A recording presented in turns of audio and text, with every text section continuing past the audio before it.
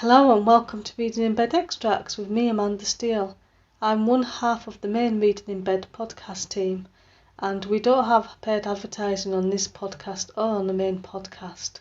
So instead, I like to ask listeners to support us in different ways. And today I'm asking anyone who's interested in self-publishing a book to join up using my affiliate link to Draft to Digital. And if you've never heard of Draft to Digital, it's a really good alternative to Amazon because you can also publish your ebook on Amazon, but it sends it to Kobo, Nook, and a lot of other ones that you've most likely never heard of before. So it gives you more outlets and hopefully more sales.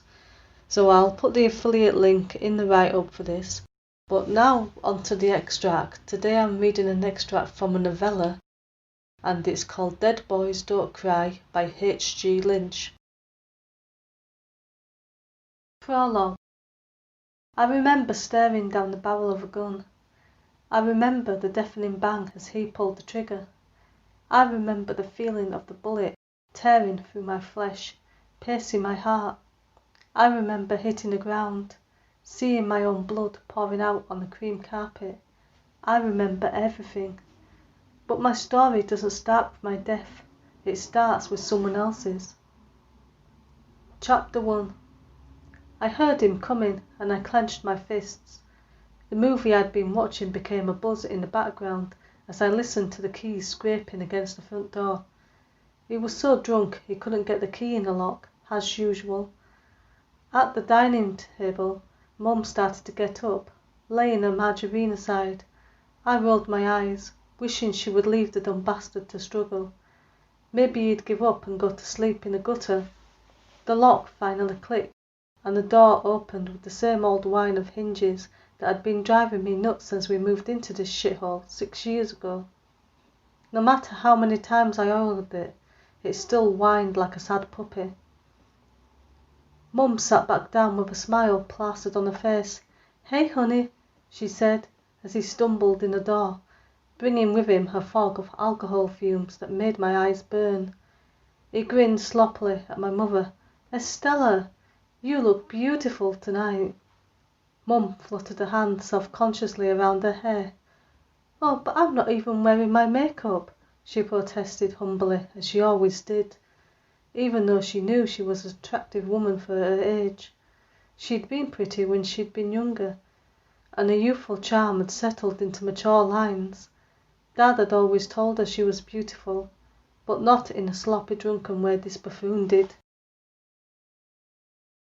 Dad had said it because he meant it, because he loved her, unlike the man before me, whose beer goggles would have convinced him a lamppost was worth a shag.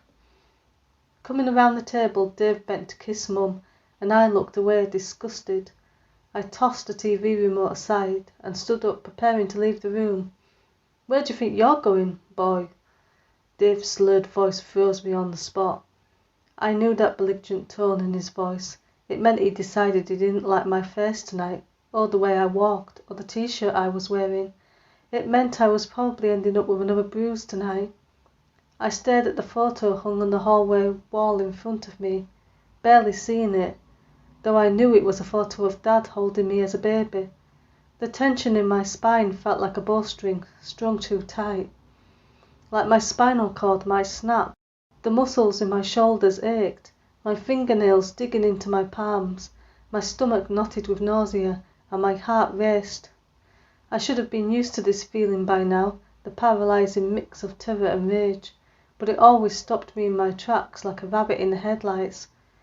"Don't you think your mamma looks beautiful, Tony?" He sneered my name. "Yes," I said to the photograph. "Of course, she always looks beautiful." Mum muttered something under her breath, then Dave sighed and growled, "Go on then, get out of my sight, you rat." It was a reprieve for now. Unfreezing as I had suddenly frozen, I walked casually to my room, entirely hollow inside. I was running on autopilot as I showered and got into bed. My head hit the pillow with a soft boof, and my stiff gaze fell to my lit-up phone, lying on the nightstand. A reminder box had popped up on screen. Leah's parent-teacher evening, tomorrow, 1900. Ah, shit! I'd forgotten my sister's parent-teacher evening was tomorrow. Leah was at a sleepover with a friend tonight. She would meet us, me, Mum and Dave, at the school tomorrow to meet her teachers and find out how she was doing in her classes. I expected her to get nothing but top grades as usual. Thankfully Dave didn't hate Leah the way he hated me. He doted on her and called her princess and bought her an iPhone for her 12th birthday. He'd probably be on his best behaviour at the school, though I had protested to his going when Mum told me last week that Dave would be coming along to see Leah's teachers.